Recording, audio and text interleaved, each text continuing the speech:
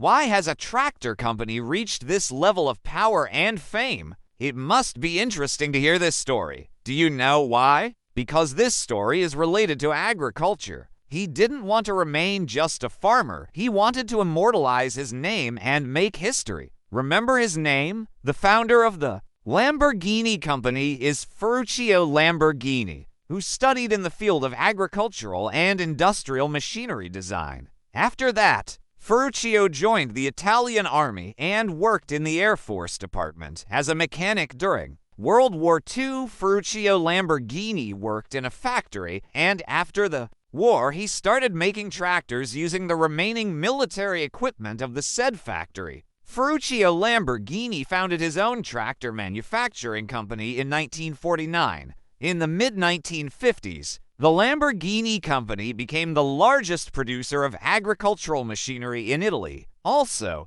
the Lamborghini company was working in the direction of manufacturing heating and cooling air conditioning systems. Ferruccio Lamborghini had a strong love for fast cars and always dreamed of speed. In 1947, Ferruccio created a racing car by improving the engine of one of the Fiat models, and in 1948, he participated in a local race with this car. There are several reasons for how Lamborghini entered the world of cars. According to a legend, the discussion between Enzo Ferrari, that is, the head of the Ferrari car factory, and Ferruccio Lamborghini was narrated in this way: that the two were arguing about who could produce better cars. Another story indicates that Ferruccio Lamborghini constantly complained about his Ferrari car and was dissatisfied, for example, for reasons such as the number of times he took the car to the repair shop and poor service. But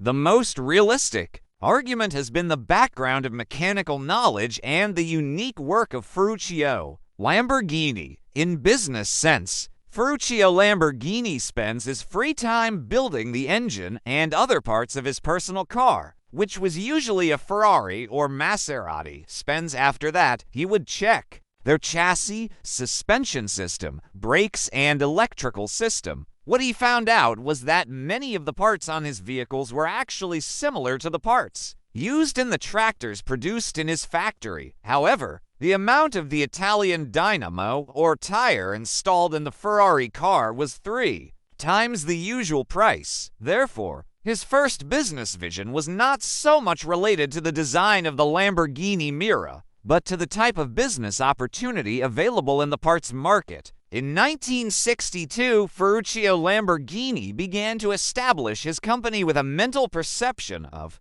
complementary business. In May 1963, he founded Ferruccio Lamborghini, a car company, and bought a large plot of land in San Agata Bolognese to set up his store. At that time, Ferruccio considered ultra-modern design and production facilities, along with his office space. Over the next few months after founding his auto shop in 1963, Lamborghini tested the capabilities of his team. This measurement, in the form of a concept car, was implemented for the Turin Motor Show in November of the same year. Despite the low luck and limited time, Ferruccio Lamborghini and his team somehow managed to continue their work and overcome the difficulties. Expanding just in time for the Turin Auto Show, Lamborghini's first car debuted with the Lamborghini 350 GTV prototype.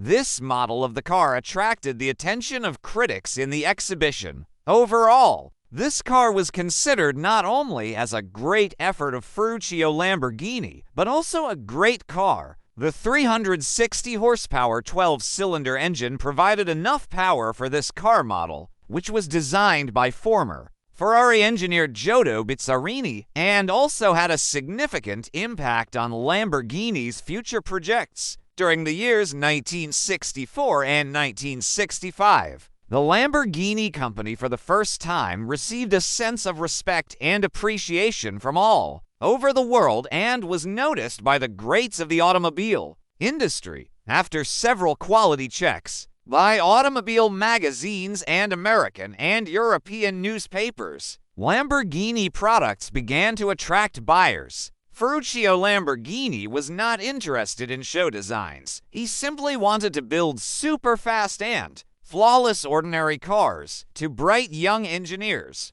From Bologna understood Ferruccio and worked on a conceptual design in their minds. The idea was to design a racing car a little tamer for the roads as well as practical in the countryside. Their project, called TP400, started with a 12-cylinder 4-liter 4,000 trillion engine, which was installed diagonally behind the cabin. This location of the engine was one of the special and unique features of this car, because until then, no sports road car had installed its engine behind the cabin. The chassis of the Lamborghini Miura was produced from bent and welded sheet metal, which caused more weight reduction and improved efficiency and handling. To set a precedent for most future Lamborghinis, the name of this new model car, Miura, was derived from the word for racing bulls. Miura bulls were among the strongest racing bulls and were also considered to be the most intelligent and ferocious. Again, despite the limited time, the body of the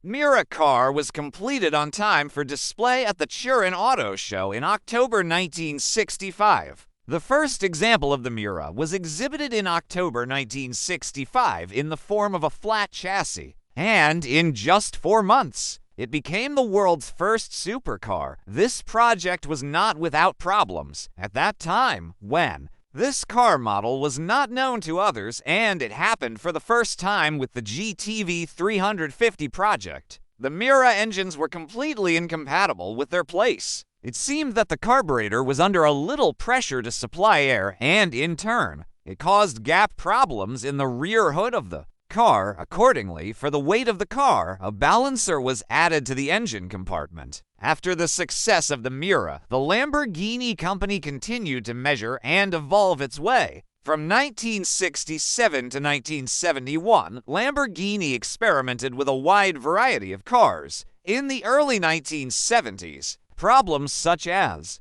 labor unrest in Italy, gas price hikes, and large tractor deals put a lot of stress on Ferruccio Lamborghini and his company. Accordingly, in 1972, after 8 years at the helm, Ferruccio handed over 51% of the company's shares to a Swiss factory owner named George Henry Rossetti. The following year, he also transferred the rest of his shares to his friend, René Lemairy. Therefore, the man who was the driving force behind the rise of this company had to remove himself from this deal. The 1970s was not a good time for automobile manufacturers, and the Lamborghini company was on the verge of failure 3 times between 1974 and 1978, until it finally went bankrupt in 1978.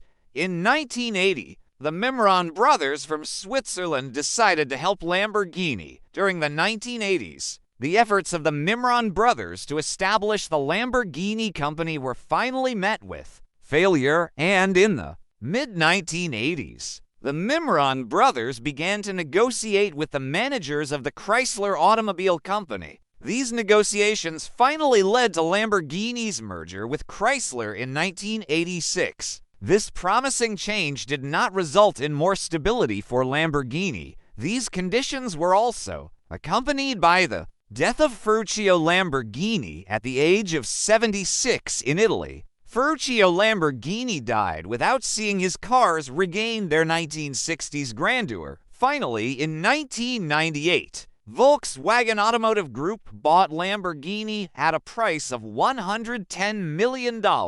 Finally, Lamborghini returned to its original